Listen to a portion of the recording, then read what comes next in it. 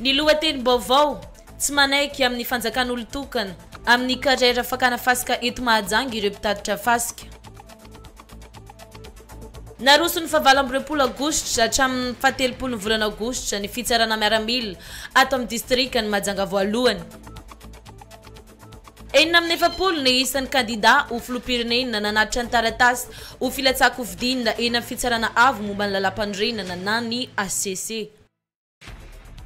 Ny tontolon'ny fanatanjahantena, 3 ny amboara azon'ny faritra Boeny tamin'ny fiadinan'ny tompon-dakan'i Madagasikara ny amin'ny taranja Kung Fu Wisa. Ireo ny setonam-baovao aranao amin'ny Anisira Asomandimby.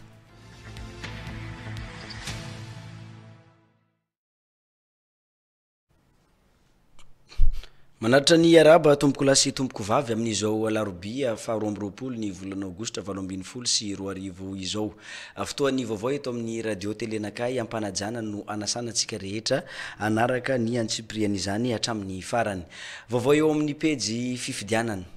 no entintsika isantarana ny fotoana amin'ity antoandro ny alarobia 12 ny volana Aogositra ity araky ny fantatra dia omaly fa 20 ny volana Aogositra no fara fanaterana ny antota taratasy eny anivon'ny ACC ho an'ireo zay mieritreritra ny ilatsaka ho fidina ho filoham-pirenena eto Madagasikara. Latsaivona dia fifidianana fihodinana voalohany ny daty ny 7 ny volana Novambra amin'ity taona 2020 sy 2020 ity. Varahantsika ary ny fanazavana sy ny fampafantarana ihany koa anireo olona rehetra zay nanatitra ny antota taratasy irotsaka ho fidina filoham-pirenena malagasy eto Madagasikara amin'ity taona 2020 sy 2020 ity. Wilirany menjanary. Misa 40 ny kandida irotsaka ho fidina filoham-pirenena nanatitra ny antota taratasiny ateny amin'ny fitsarana avo momba lalam-panorenana. Omaly talata tamin'ny 5 orariva no feptaona farany ahafahan'ny kandida manatitra ny antota taratasiny. Ny voalohany nanatitra ny antota taratasy ho an'ny kandida Andriamatoa Andronirina Rajoel, ny faharoa Ravelonarivo Jean, ny fahatelo Mayolla André Christian Dedonné, fahaefatra Arnevo Fanirsoa, fahadimy Jules Etienne Roland, fahaenina Raslofo Ndralosolo, Zafy Maleo Didama Maleo, fahafito Rabary Andrianiaina Paul, fahavalo Rabe Arsoa Sara, fahasivy Randriamorasata Sol Norbert, fahafolo Ratsetson Jean-Jacques Jedidia, afaraiky 20 Bergika Jean Omer, faharoa 20 Rusara Razaf Rakotofringa, fahatelo 20 Radlefe Mami Rusar, fahaefatra 20 Rajonar Mampianina Rakotoarmana na Eri Martial, fahadimy 20 Bezaza Marie Eliana Priscaline Manasi, fahaenina 20 Ravalmanana Mark, fahafito 20 Ibeha Serza Jovial, fahavalo 20 Rasoamaka Jamis Randriantsiety, fahasivy 20 Rajaonary Eric Francis, faharoapolo Andriano Elson José Michel, faharaiky am'roapolo Andriantsieheno Lalaoarso Marcelin, faharoa am'roapolo Ratsiraka Yarovana Roland, fahatelo am'roapolo Randriamampiona Joseph Martin, fahaefatra am'roapolo Rabaruelna Brino, fahadimy am'roapolo Rakoto Jean-Pierre, fahaenina am'roapolo Radavidson Andriamamparany Benjamin, fahafito am'roapolo Narisson Stéphane, fahavalo am'roapolo Rasolofhaingo Rogeline Emma, fahasivy am'roapolo Mahavimbina Alain, fahatelopolo Savaron Rasoarmalala Armandine Malala, faharaiky amy telopolo Rasolofo Jaune Haingo Andriankaja Malala, faharoa amy telopolo Rabe Manana Rivo Manantso Orlando, fahatelo amy telopolo Rakoto Mamonjy Jean-Max, fahaefatra amy telopolo Zafivoa Jean-Louis, fahadimy amy telopolo Rasolonjatovo Faly Mampionina, fa 4 tabera Rakotomanantsoa, fa 7 Ramarson Arlette, fa 8 Mafaly Solonandrasana Olivier Jocelyn, fa 7 Rarmanana Mamnirine Aubertin, fa 4 Bezara Eliane Virginie Ninidonia, fa 4 Rabezaf Georges Désiré, fa 4 Rasoliaina Courdo Jean Félicien, fa 4 Andrianirina Max Fabien, fa 4 Tsiranana Philippe Madiomanana, fa 5 Rafalmanana Ni Rado, ary ny fa 4 farany Ratsiraka Didier Ignace. Ny fa 4 ny volana Aogositra ho avy izao no ambarany HCC na ny fitsarana avo momba lalam-panorenana ireo kandida afaka irotsaka ofidina filoham-pireneny ho an'ny fandasaam-bato ny andro ny fa 7 ny volana Novambra 2024.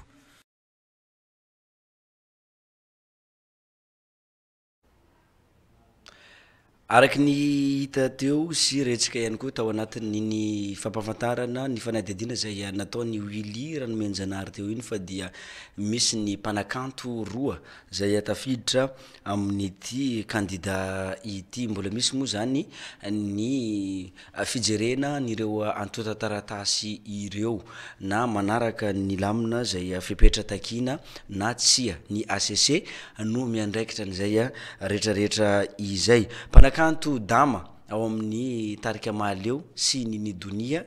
no tafiditra ao anatin'ireo kandida 4 zay nanatitra n'izay antota taratasy teny anivo ny ACC izay zay ny farana omaly ny fanaterana an'izany antota taratasy izany ho an'ireo kandida eo amin'ny fifidianana filoham-pirenena malagasy eto amintsika. Fa misy ny olana zay misy eo ihany koa eo amin'ny resaka fitrandrahana ny fasika eny amin'iny fatry ny Amborovy iny amin'izao fotoana izao omaly nisy ny fampiatsona mpanao gazety zay nataon'izy ireo araka ity fanampanazavana zay hoentin'ny sitraka Raharonjatovily. Tsy manaiky ny fanjakana olo tokana amin'ny carrière izay fangalana fasika eny Amborovy ireo tompona fiara sy mpitatitra fasika eto an-tampon-tanàna ny Mahajanga. Nanatanteraka fitokonana teny mazava oila izy ireo ny talata atoandro teo ho fanoherana io tsindrarzolena izay mianjady amin'izy ireo io. Raha ny fantatra dia carrière ray monja amin'ireo carrière misa roa ao Amborovy no misokatra amin'izao fotoana izao ka mahatonga ny fahatarana eo amin'ny asan'izy ireo apian'ny lalana ratsy. Am problème zay mty momba n'ty sable ty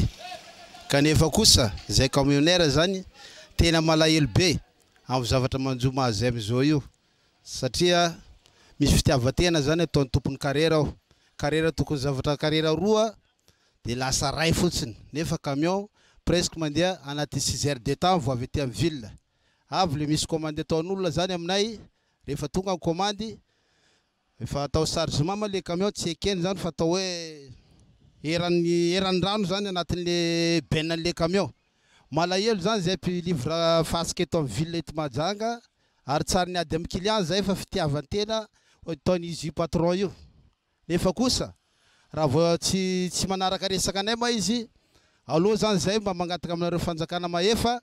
ifindra zany zay alefasinareo any Ambalakida mazatra zay any Ambalakida zay zany zavatra mbagatany aminareo nefa raha ohatra zao zany problème zay na de olo commande entana aminay zany ohatra malahelo be am'izao fotoana zao io satria tsy hitanay tsony zavatra atao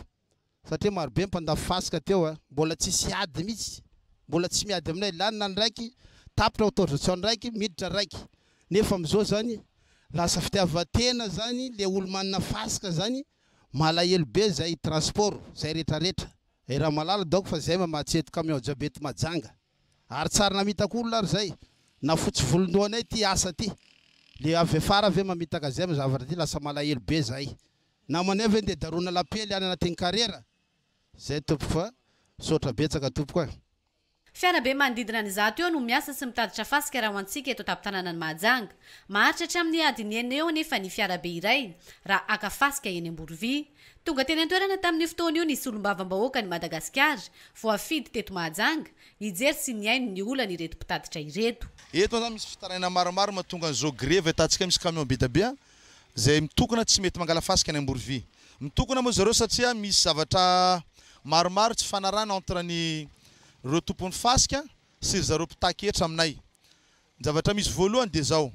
lasa misy teraka zany atao camion kely madinika zay hitantsika 2 tonnes na 2 mètres cubes demi-heure zareo maromaro hitantsika miasa eny ville reny. Dia misy ny camion lehibe ataontsika 5 mètres cubes 4 mètres cubes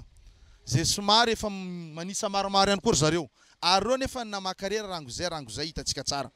Eto zay moa dia mijery ihany tombotsony zareo vahoaka zay mpanjifa an'le fasika. Ny zavatra misy tsy miteny moa zay hoe fitiavan-tena raha hiteny zay carrière anankiray tompoko mbola afaka matsa an'izao camion bedabe zao sy miaraka amin'ireo camion kely zay hitantsika mandeha reny. Ka ny fangatanay tompoko dia amany région ny carrière anankiroa mba ahafahanay tompoko tsy hijaly satria raha mikomandy fasika aminay ianareo tompoko afaka adiny ray sasany adiny roa vao mahazo fasika satria carrière anankiray tompoko tsy afaka mihitsy anjifa camion bedabe zao. Ny filan'olo efa maro ne toerana anankiray no amana fasika. Dia zegny ny angatanay greveny zao satria rehefa tsy mety amin'izay izy aleonay angala fasika any Ambalakida. Any tompoko tsisy milatra fa dia libre be any malalaka ary tsara qualité ny fasika. Zay moa ny vorivorina zao ka amin'ny tenenako hoe tamin'ny transporteur ary manana camion tompoko miasa koa mangala fasika. Afaka miteny koa amin'ny ara-masolo mavamboaka koa satria mpanjifa koa reo vahoaka reo miresaka fasika donc mba mila qualité fasika tsara sy mba malaky koa rehefa olona mividy fasika. Fa raha mila fasika izy mety afaka adiny roa adiny telo vao mahazo fasika donc mety sahirana rolo anankiray commande fasika zany. Efa nisy moa tamin'ny fotoana io ny fifampiresahana teo amin'ny tompona carrière sy ny teo anivon'ny région fa mbola tsy nisy ny hevitra tapaka.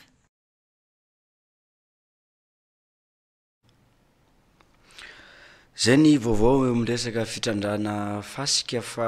eo amin'ny mpamonjy voina kosa indray dia tato ato zay dia nisy ny fahamaizana trano ankoatra ny fahadiboana misy any an-dranomasina iny dia misy any koa ny trangana fahamaizana maromaro zay aniseho teto Mahajanga satria dia mafimafy ny fitsokony rivotra eto amintsika amin'izao fotoana izao. Manoloana an'izay zava-misy zay misy ny afatra hoentin'ny tompona andraikitra voalohany misahana ny resaka famonjena voina avy eo anivon'ny commune Ambonivohitry Mahajanga afatra ho an'ireo vahoaka zay mipetraka any anatin'ny fiarahamonina. Mahatratra sivy ny trangana fahamaizana nisy teto Mahajanga hatramin'ny dirana tamin'ity volana Aogositra 2024 ity raha ny tatitra azo avy tamin'ny tompona andraikitra eo anivon'ny mpamonjy voina eo amin'ny commune Ambonivohitry Mahajanga. 5 amin'izy ireo trano may avokoa ary ny 4 ambiny tanety may raha ny fanazavana avy amin'ny mpamonjy voina trano. Mafimafy ny fitsokony rivotra eto Mahajanga tao ao zay ka ilaina ny fisorohana amin'ny loza mety iseho. Raha sendra mba mahandro atsika mba tsy atao amin'ny akaikin'ny zavatra mety irehetra ohatra ho an'ny manao trano falafa na mitafo zany dia mba manao andakely atsika zany hoe manao ohatran'ny tôle reny mba atao manodidina an'le fandrahoana mba tsy pitian'le afo zany le zavatra mora may. Toy izany koa le lamba sy namany ary rehefa mahandro sakafo atsika olon-dehibe mba tsy le zazakely no asaina miandraikitra ny sakafo manaramaso ny afotsika. Mba tokony hitandrona ihany fa raha fahamaizana ohatran'ireny angamba ny mandram-pahatonga mpamonjy voina efa be dia be zavatra simba ka izay mba tonga anay manefa an'izao afatra zao. Ny circuit-nay amin'ny resaka jiro na courant resantsika dia ho an'ny trano efa tranotranaina amin'ny resaka hoe installation dia mba aoka atsika mba hiverifien'izy ireny. Na ihany koa misy fil midy eny atsena eny amin'ny mpivarotra madinika ireny misy fil anankiray karazany malaky mirehitra zay tsy matanty ny hafanana ho atsika mampiasa zavatra mavesatra zany na fera fipasohana na ny congélateur na zavatra hafa ataontsika hoe ventilateur ohatra zay ka mba tokony manao tsika zany installation fil zay matanty an'ireny toy ny any amin'ny magasin clair reny misy an'ireny dia amin'ireny kely ngezangeza ireny ahitana an'izy ireny satria ireny zany mahatonga an'le trano mirehitra satria mafana be le ao anatin'ny fil satria misy poudre fotsifotsy ao anatiny ao dia mirehitra avy hatrany dia anaty plafond-tsika zany izy tsy hitatsika efa afo famidonaka be zany vao hita ka aoka mba hitandrona koa tsika amin'izay installation trano vaovao sy trano efa tranaina zay. nilarana fana miantso ny mpamonjy vona eo anivon'ny commune ambonivohitra mahajanga dia mbola tsy miova afa nilarana 118 amin'ny alalan'ny tambazotra telema amin'ny alalan'ny tambazotra telema ihany no afahana miantso izany ankoatr'izay dia misy ihany koa ny larana hafa afahana miantso azy ireo be debe le misangy manao fausse alerte ka mba iangaviana ireo tompoko mba tsy hanao an'izay tsika fa raha sendasenda tokoa ane ka mahita an'le fivazana ireo sanandro zay dia tsy mandeha nefa zay fa tena izy tokoa ny ao dia izy moa no metsiny amin'izany fa raha zato ny telefônina aminay eto anatin'ny 420 ora ny anankiray na roa ihany tena famaizana fa sisan'izay opa mangataka crédit manany any zazakely fampiresahana ka mahamenatra ihany zany raha tsika efa mandroso zao no manao fiainana ohatran'izay misy ny laharina araka telema manefa vola zany crédit no ampiasaina 034 14 401 21 034 14 401 21 io zany a flotin'ny commune io amina mampiasa an'io dia azo atsona direct koa za raha tsy mahazo an'le 118 ny fangatany mpamonjy voina dia ny mba vaovao tena marina no iantsona azy ireo mba ahafahana misahana faran'izay aingana ny famonjena ny voina miseho eny anivo ny fiarahamonina misy atsika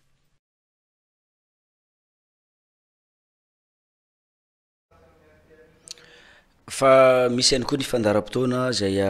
iarahana amin'ny coN rivolala eto mahajanga amin'izao fotoana izao amin'ny alalan'ilay fitsaboana rakabalistika tiktak do zay efa amantarana ny coN hatramin'izay toy izao ny programme araka ny ty resadresaka zay nifanaovana tamin'ny coN rivolala ity ya tonga soa efa tonga eto mahajanga coN rivolala amin'izao manomboka androany a larobia faharoa amby roapolo ny volana oa ka hatramin'ny lahady fa 4 volana oa ny fotoana zay nifamisako amintsika eto mahajanga hitsaboana ny zavatra sarotra rehetra amin'ny fiainanao ny aretina sarotra sotranina re olona zay teo lasa lavitra teo tafavoaka amin'ny fiainana ary ny fiainana moa araka ny efa hazavaiko reny lalina be dia hoe tsisy fiainana mandehandeha ho azy fa mila ketrika mila tosika ara-panahy ny fiainana vao afaka mandroso ary mila tiktak do ny fiainana zay vao afaka mandeha be dia be re olona nandeha nanao amboletra re olona zay nandeha amboletra fotsiny mivavaka dia vita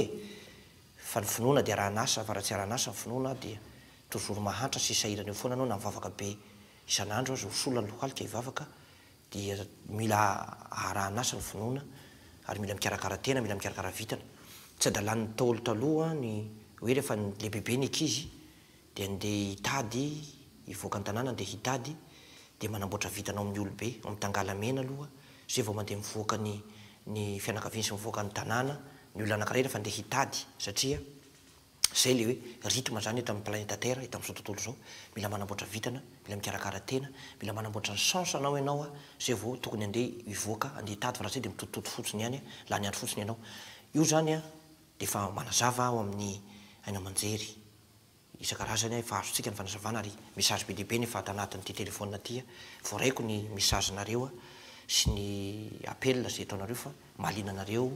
ny fanazavana zay ataoko ka eto azo zao a hitsabo atsika rehetra hoanao zay olona teo lasa lavitra amin'ny fiainana teo tafavoaka amin'ny fiainana ary re olona zay teraka amin'ny volana ao anatin'le volana fisaka iny le lazaiko misy ny karma héréditaire dia teraka ao anatin'ny volana fisaka nateraka septembre sy ny décembre ny volana mars sy ny volana zyle dia olona tsy anakarena mandrak'izay mandra-pahafatiny raha tsy mikarakara tena mikarakara vitana mety manana diplôma be ianao fa ny asa ataonao dia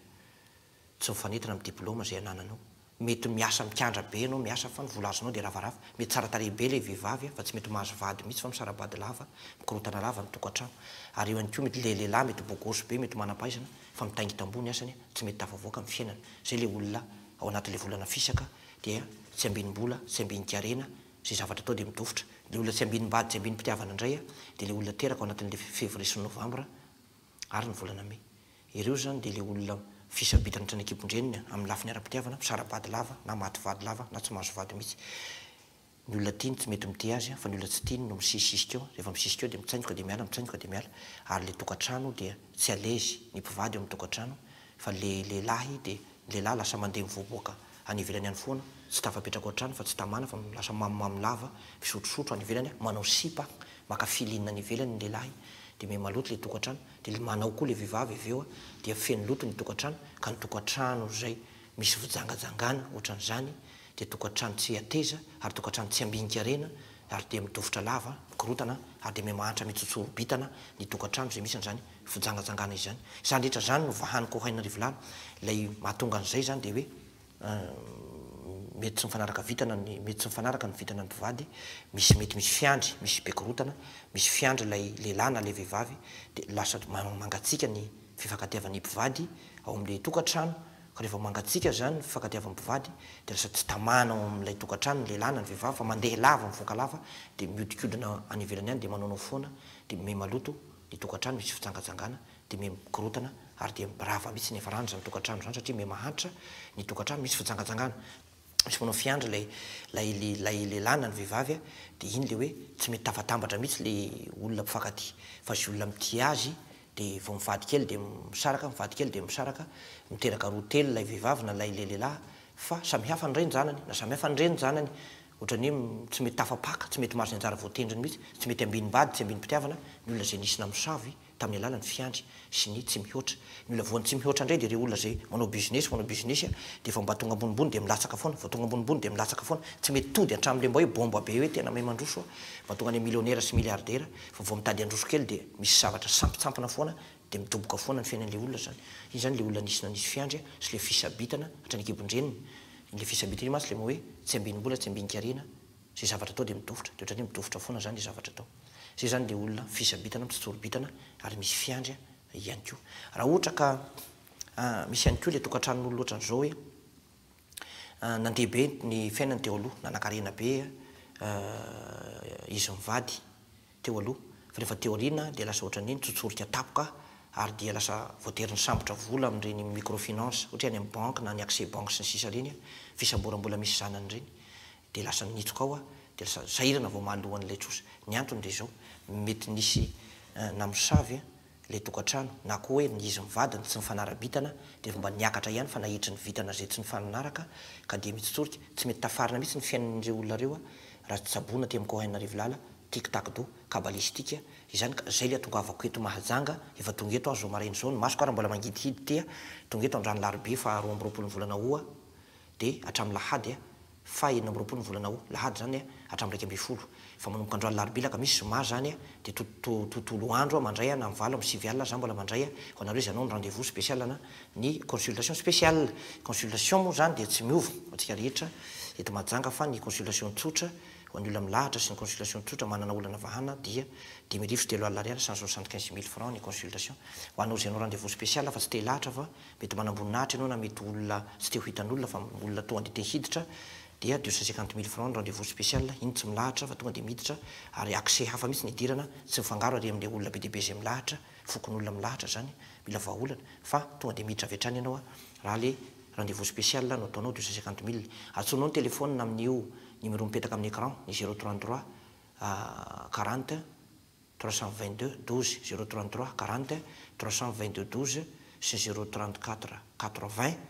209 60 034 80 209 60 azonao tsona koa ny 034 17 191 12 034 17 191 12 sy ny 033 14 128 98 mandahitra ny kabala mampanembona amin'ny alina faorina lehibe zareo fina misibika de ho ravaravatsika amin'ny kabalistika samy tonga daholo tsika aza miaina lainga scientifika fa ny kabalistika no mahasoatsika ao anatin'ny vitana lakileny fiainana samy tonga daholy manomboka androany laroby 2 volana oa ka hatramin'ny lahady fa 4 volana oa efa eto majanga zao eny amin'ny CT manjary somy fotoanatsika atsony telefôna zay mipetaka amin'ny écran io afahatsika maka rendez-vous sy fanakalo hevitra izany kokobe zay ny resadresaka ny fanaovana tamin'ny Cohen Rivolala misy ny fandaram-potoana eto Mahajanga ho antsika rehetra zay anatona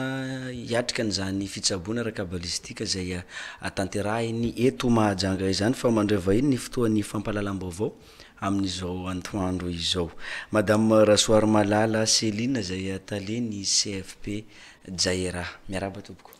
Miarabanao Andriamato Crépin, miaraba ny teknisianina namana, miaraba antsika isa-tokantrano zay tratrany amin'ny fisakafoana de mirana roso tomana zay. Eny ary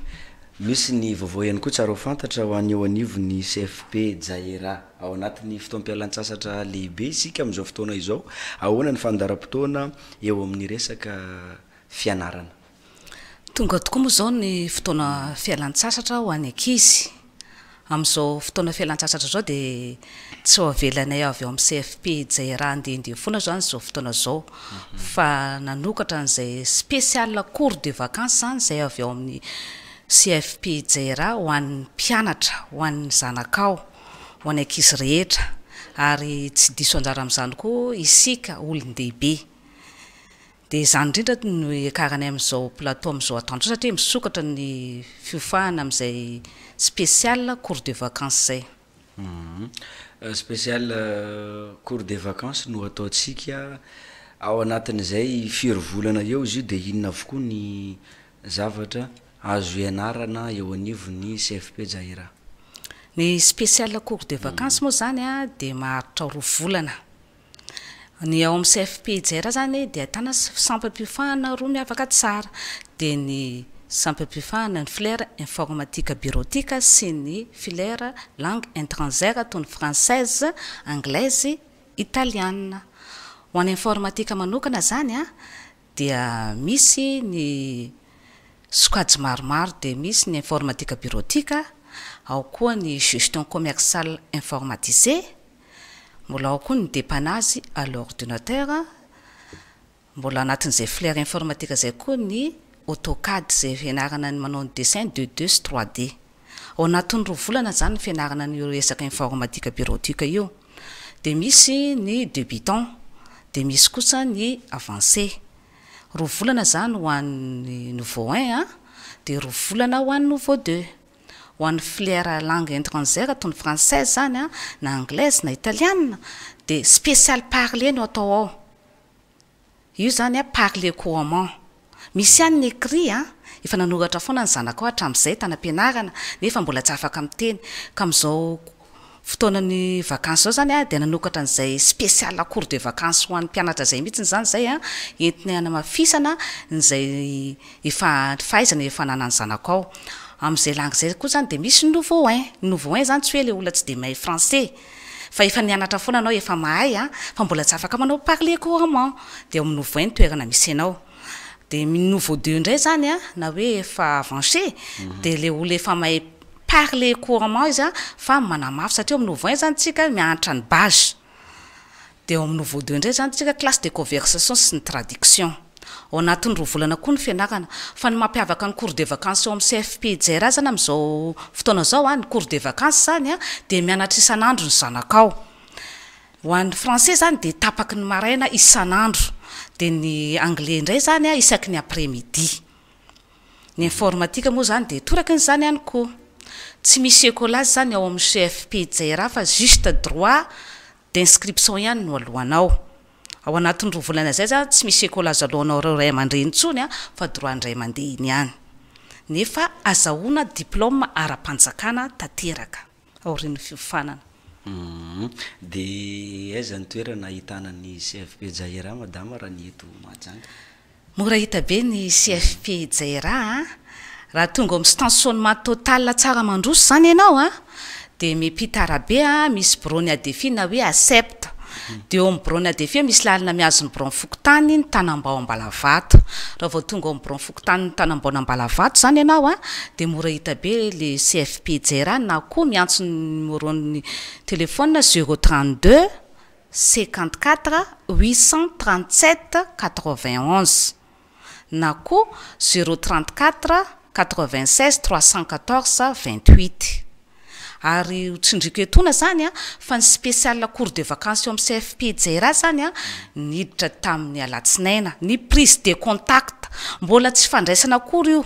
fa mbola hoe fampifantarana hoe atraiza ny fahalalany ny tsirairay satria mandray mpianatra zany zay ankizy na dia hoe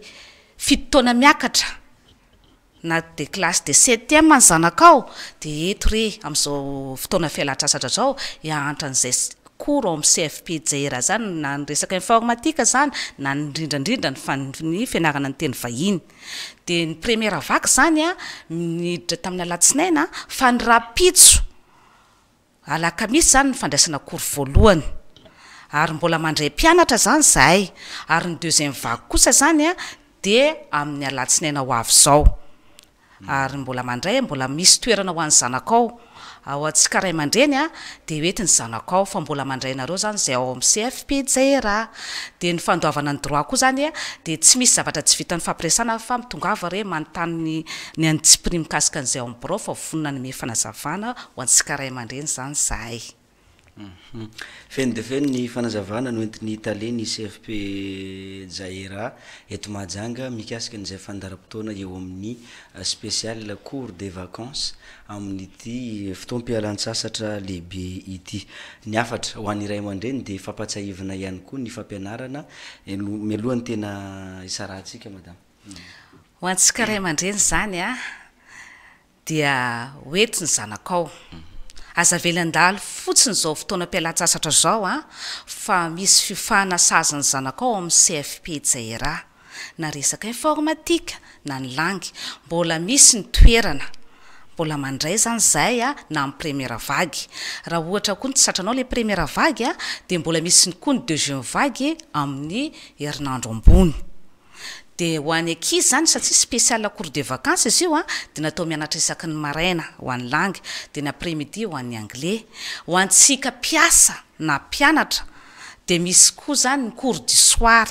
raha tsy afaka jour zany anao a aza matahotra fa mbola misy toerana anao zany ao amin'ny cours du soir ho antsika mpiasa na mpianatra zany de mbola vonona mandrainareo koa zany zay ao amin'ny CFP Jaira indrindra moa tsika mpianatra eny ambondrina eny aza misalasala tongava misokatra anarana ao amin'ny CFP Jaira fa vonona anome fahafampoanareo zany zahay ny mpampianatra moa de efa zady raha ny fitaovana moa zany a de ara-pomba avokoa de isorana zany ianao nampafantatra n'izay fisiny spécial cours des vacances zay karakarainareo avy eo anivon'ny CFP Jaira eto Mahajanga izay mahaliana andray aman-dreny ny mpianatra ihany koa zay satria ao anatin'ny fotoam-pialan-tsasatra lehibe isika amin'izao fotoana izao tsy aivina ihany moa fa dia ny Italie ny CFP Jaira no vahintsika teto tamin'ity antoandro ity dia io madame Rasoir Malala Céline izany sorabetsaka to Tizatsika ihany ny fotoan'ny fampahalalam-baovao eo amin'ny raharaha mikasika ny fitsarana miaramila mbola mandeha ny fanentanana sy ny fandraisana ny anarana ho an'ireo zelina amin'izany fitsarana miaramila izany amin'izao fotoana izao eny anivon'ireo fokontany maro samihafa eto Mahajanga. Nisy fanovana kely ny daty izay anaovana nyity fitsarana miaramila ity amin'ny faraparany izao volana aogositra izao no anaovana azy. Sitraka raron-jatova. Naroso amin'ny 7 ny volana aogositra ka hatramin'ny 7 ny volana aogositra ho avy zao ilay hetsika fitsarana miaramila amin'ny tsy taona 2024 ity ho antsika eto amin'ny distrikany Mahajanga voalohany. Ny 7 ny volana aogositra no fotoana fantatra fa tokony nanatanterahana izany ka izao naroso izao noho ny fandaminana avy any amin'ny ministera misahana izany fitsarana miaramila izany raha ny vaovao voaray. Sokatra eto Mahajanga ny fotoam-pitsarana miaramila ho an'ity taona 2024 ity ka manomboka amin'ny 20 aogositra hatramin'ny 20 volana septambra nanaovana izany manerana ny distrika enina. Mitsinjara toy izao kosa ireo daty isaky ny distrika ho an'ny Mahajanga voaloha dia ny 20 hatramin'ny 30 aogositra no anaovana izany fitsarana miaramila izany ary eo amin'ny CG Charles Renel no anaovana azy dia entanina ireo zatovolahy rehetra feno 7 taona hatramin'ny 30 taona izay mbola tsy nanao izany fitsarana miaramila izany mba ho tonga isoratra anarana eny anivon'ny fokontany misy azy tsirairay avy ireo ary avy eo ireo fokontany indray no manatra ireo anarandreo ety amin'ny bureau-ny préfecture mialohan'ny 9 volana aogositra ary ireo zay rehetra tonga soratra anarana dia miroso amin'izany fitsarana miaramila zany ny 20 aogositra hatramin'ny 17 volana aogositra ao amin'ny CG Charles Renel. tsy ho antsika eto amin'ny distrika ny mahajanga voaloha ihany anefa no nahitana izay afiovana izay fa ireo distrika rehetra atao anatin'ny fatriboeny ka toy izao ny fitsinjarana izany ho an'ny distrika mahajanga voalohany mazava ho azy ny 7 ny volana aogositra ka hatramin'ny 7 ny volana aogositra ho an'ny distrika ny Soalala izay atao manomboka ny voalohany volana septambra ka hatramin'ny 5 ny volana septambra ho an'ny distrika ny Mitsinjo manomboka ny 4 ka hatramin'ny 7 ny volana septambra ho an'ny distrika ny mahajanga faharoa kosa manomboka ny 7 ka hatramin'ny 17 ny volana septambra ho an'ny distrika ny Marivoay manomboka ny 15 ka hatramin'ny 17 ny volana septambra ary ny distrika ny Ambatopoeny sady farany manomboka ny 1 ny volana septambra ka hatramin'ny 4 ny volana septambra taona 20 sy 20 raha tsy aivina dia tovolahy feno 7 taona amin'ny ity taona 20 sy 20 ity no afaka manatanteraka io fitsarana miaramila io voafetra kosa nefa izany satria hatramin'ny 2 taona no afaka miditra ao anatiny.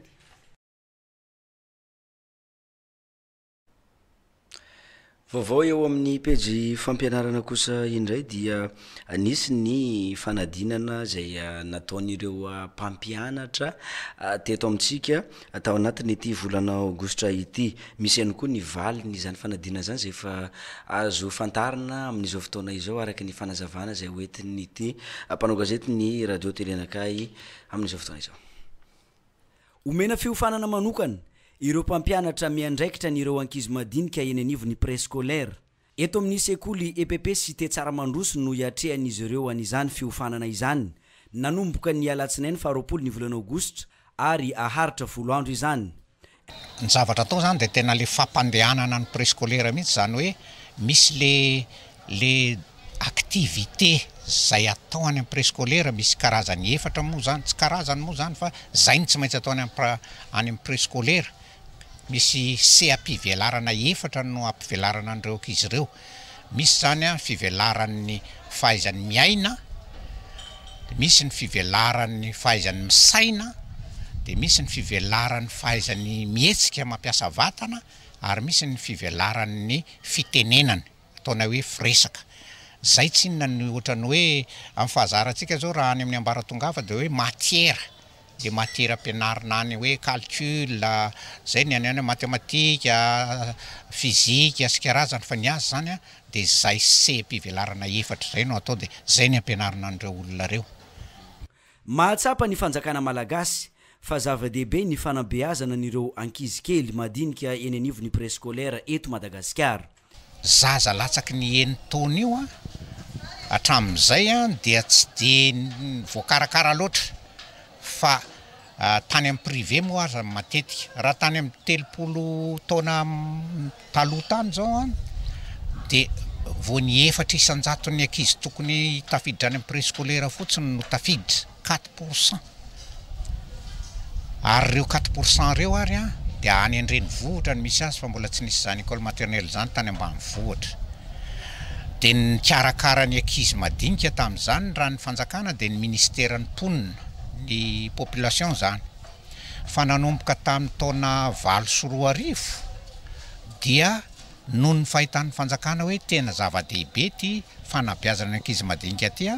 dia niraisin'ny ministère ny fanabeazam-pirenena tanana mihitsy ny préscolaire amintsika miteny zao zany dia ny ministère ny fanabeazam-pirenena no mikarakara azy dia efa mba enonkenonareo koa ara zany zao fa hatrany amin'ireny EPP mpanjakany ireny dia fa zay afaka manao dia fa manao an'izay le préscolaire zay. Ny avy amin'ny kolovahatra no manome fiofanana n'ireto mpampianatra eo anivon'ny préscolaire ireto. Ny DNELM no maniraka azy ireo anatanteraka izany. Misy ny fizarana ny attestation ho an'ireto mpampianatra mpanabe ireto aoriany zao. Avy tany Vatomandry izy ireo dia izao tonga eto Mahajanga izao indray. Azo fiofanana ihany koa ny mpampianatra n'ireo ankizy kely, ankizy madinika zay beazina eny anivon'ny préscolaire any amin'ny tanàna ny Toamasina aoriany izao eto Mahajanga izao.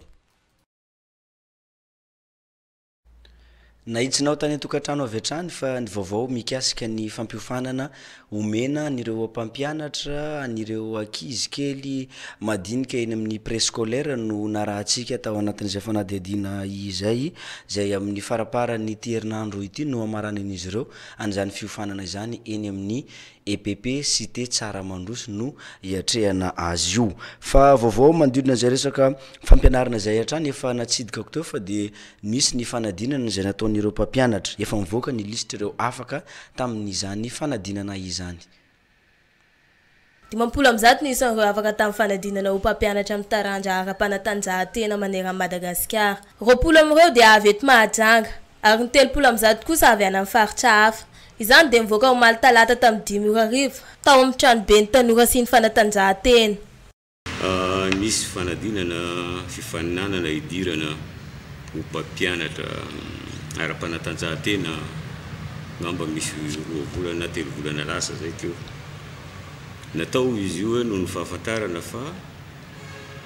tsy vitany fa miareraka no miantitra ny mpampianatra ara-panatanjahantena izay nivoaka tao amin'ny ministera ny tanora sy ny fanatanjahantena tao amin'ny sekoliny fa be koa ino efa nandeha retraity amin'ny ankapobeny anefa ny mpampianatra izay miofana avy Ankatso avy amin'ny ENS dia tsy mahavita manao recouvrement tsy mahavita midina tany amin'ny firaisana efa firaisana efa misy CG zao vokatry izay nanapa-kevitra ministera fa hanao fifaninana handraisana mpianatra tokony 200 izy ireo 50 am'zato anefa io no mivoaka tsy fantatra na mbola isy liste manaraka io fa io zao no mivoaka ka anatin'ireo misy sokajy professionnel de misy sokajy direct zany eto amin'ny tranobe ny tanora sy ny fanatanjahantena no ahitana listireo mpiadina afaka tamin'izany ary mbola ho isy izao fifaninanana izao Anatananarivo no anatanterahana amin'ny fiofanana ary aharitra 3 taona izany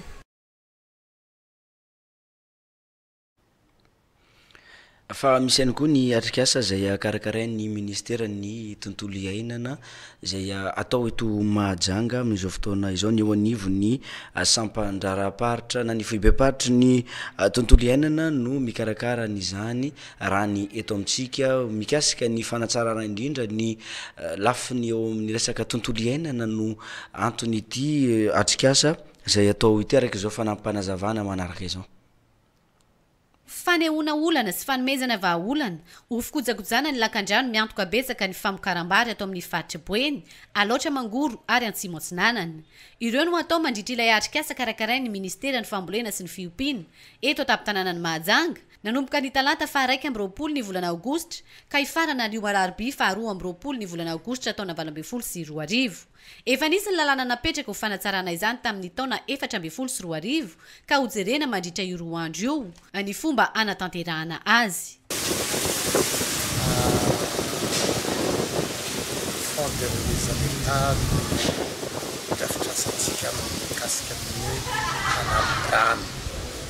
zay nafrera ny fomba fanafoezana anazy io dia rehefa nandinika zany mandraikitra DGR sy ireo projet ireo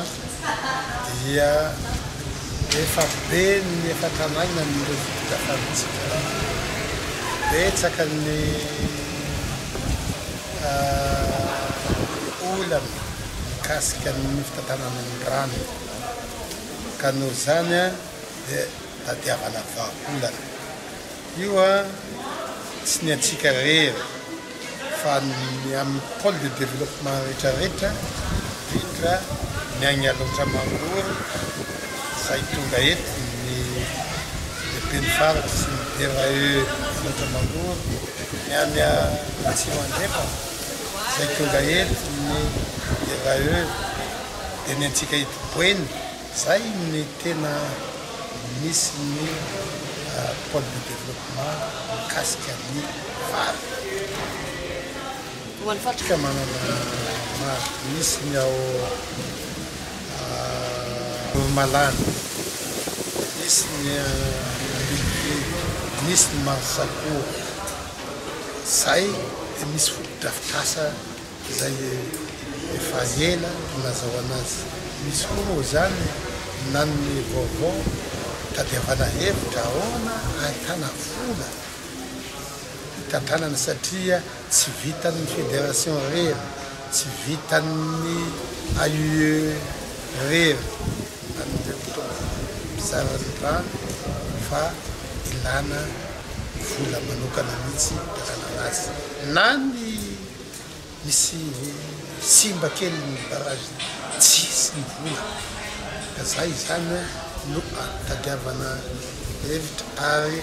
anaovana lalàna manokana. Ity atrikasa ity izay ahitana ireo mpisehatra avy any amin'ny tontolo ambanivohitra toy ny tantsaha sy ny olom-boafidy any an-toerany. Ireto voalohany izay fantatra fa tsy anana fahefana manatsara ireo fotodrafitrasa eny an-toerany ka nampiasana ilay antsoina hoe Priazo, paikady avy any amin'ny faritra Atsimo andrefana ho ampiarina manerana ireo faritra roa ireo ihany koa noho izy sopotry Madagasikara amin'ny fambolena vary. Vaovao avy eo anivo ny fiobe patry ny fiompiana sy ny fambolena eto amintsika iny narahanao teo iny. Efa voninao ambadika ihany koa mikasika n'ilay tontolo iainana teo. Arahantsika ny fanampanazavana miaraka amin'ny sitraka rarin-jatovo. Tafiditra ao anatin'ny atrikasa faha-efatra amin'ny fanasarana ireo faritra voaharo ato anatin'ny faritra Boeny ny ministera ny tontolo iainana, ny Aivoary ary ny ala miaraka amin'ireo mpiara-miombona antoka aminy amin'izao fotoana izao. Efa nisy ny fakakevitra sy ny laminasa izay efa napetraka tany aloha ka tonga amin'ny famaranana sy ny fampiarana azy ireo isika amin'izao fotoana izao. Ty atrikasa ty zany dia atrikasa azo atao hoe atrikasa faha-efatra izy ty tamin'ny 3 volana lasa nisy fanokafana izay natao teto Mahajanga ihany. Ny tetikasa izay ho resahana eto zany dia tetikasa fanohanana famatsiana ny faritra voaharo eto amin'ny faritra Boeny. Misy faritra voaharo anankidimy izy eto dia ity atrikasa ity zany dia entina anoratana ny atao hoe PRODOC, document de projet izay aroso amin'ny mpamatsy vola antsoina hoe chef 6 entina matsiam-bola n'ireo faritra voaharo eo. Dia androany zany atrikasa famaranana atelier de validation izay zavatra hosoratatsika ao anatin'ilay izay PRODOC izay. Anisan'ny mampiavaka ny Madagasikara ny sy ny faritra voaharo sy ny sita touristique maro ary tsy fahita any ivelany izany. Ka tanjona amin'izao atrikasa izao ny anatsarana trano ireo toerana ireo raha ny fanazavana azo. Teny amin'ny Hôtel du Phare eny amin'ny La Cornice no nanatanterahana io atrikasa io nanomboka omaly talata afaraiky amin'ny 20 ny volana aogositra ary aharitra 2 andro. Ahitana ireo solotenam-panjakana sy ny fikambanana maro samihafa.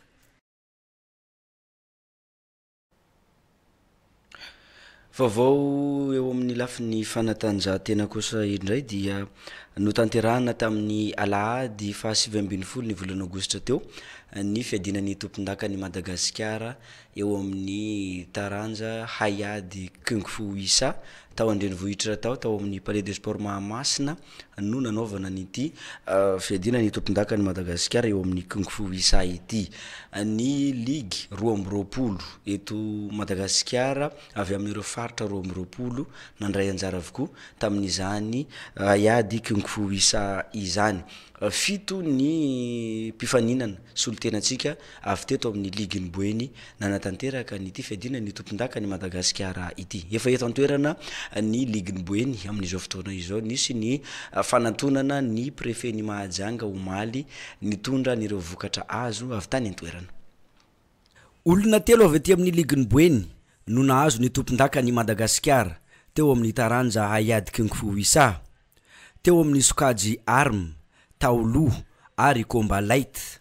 Tamin'ny alahady fa 20 ny volana aogositra teo nanaovana ny fiadinan'ny tompon-dakany Madagasikara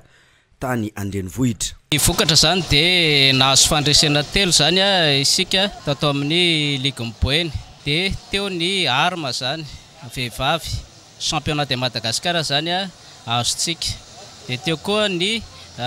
Taolo zany na ny kata zany amin'ny lehilahy tsika nahazo ny voalohany dia tao amin'ny ny Kombalait zany latsaky ny 5 clause zany dia tsika nahazo ny batan'ny fandresena championnat de Madagasikara. Ireo olona ireo zany dia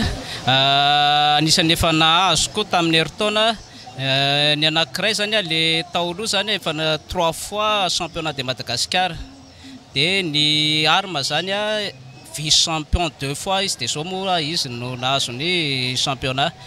Dia ny farany moa le kung fu le combat zany a izy efa 2 fois championnat de Madagascar koa izy ao amin'le sokajy moins de 75 kg io. Miisa fito ny ekipa avy taty amin'ny liginy Boeny nandray anjara tamin'ny fiadina ny tompon-daka ny Madagasikara teo amin'ny ity taranja kung fu isa ity. Somary sasahirana kely fa efa tsara somana avy aty Majanga, efa ampy tsara ny entraînement. Le maître koa moa zany efa nanome formation any foana hatramin'izay niala avy aty zany. Dia tsy nanano sarotra dia tany. Vonina tsara zany liginy Boeny miaraka amin'ny kung fu isa FCS etaliny Silotre François. Vonina ibatany amboara sy ary vonina etra amin'ny Boeny hatrany zay. Noraisin'ny prefet-ny Mahajanga tao amin'ny bureau fiasany ireto mpiady amin'ny kung fu isa ireto ny alatsinainy fa 20 ny volana Aogositra. Teny atolotra mahatokona ndraiky mpanjakana dia fiaravana anareo zany tonga an'izany vokatra hoe tsara ary riarian'ny Mahajanga ka amin'ny alalan'ny kung fu isa miarahaba anareo dia tonga teny fisaorana ianareo ihany koa mandalo mampafantatra ny vokatra saotra satria tena mametraka le mahafanabeazana an'le kung fu ianareo zany tokoa ny manabeazana ny tanora ay akasitraka ay saotra manabe fahendrena zany ka tena makasitraka anareo manao an'izao etsika izao inona moa nijera ataon'ny mpanjakana teo fa nataonay fa dia manoana ara-moraly indrindra tsy vitan'ny fanjakana irery fanabeazana reo tanorantsika reo fa manana an'izany hoe olombanina olona olo-pirenena vanina sy vonina zany anisan'izany ny fanatanjahantena fa isaorako anareo kung fu isa misahana manokana manao an'izay. Samy nandray anjara avy nahitana solotena ny 12 faritra izay misy eto Madagasikara nandritra ny fiadiana ny tompon-daka ny Madagasikara teo amin'ny ayady kung fu isa io. Fa zay ihany koa no mampiditra antsika amin'ireo vaovao sy maresaka avy any ivelany eo amin'ny sarin'ny France 24 moa no anarahantsika an'izay fanadidina izay zay hoentiny sarika Rasendra Tsimba amintsika.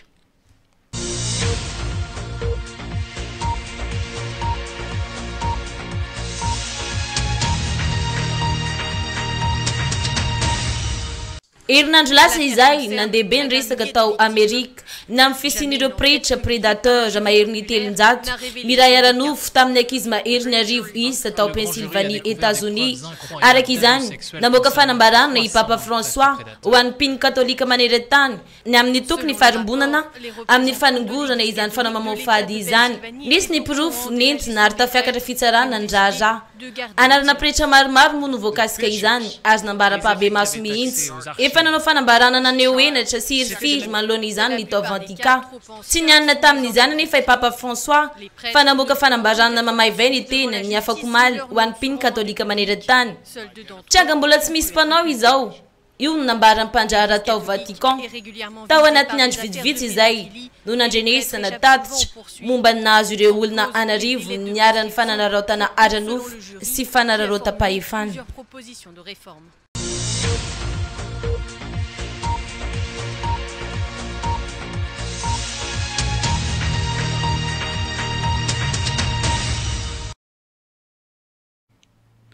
Alarobia antoandro faharoa amby 20 ny volana Aogositra 2024 dia izay ihany koa tompoko lahy sy tompoko vavy no namarana ny fotoana ny vaovao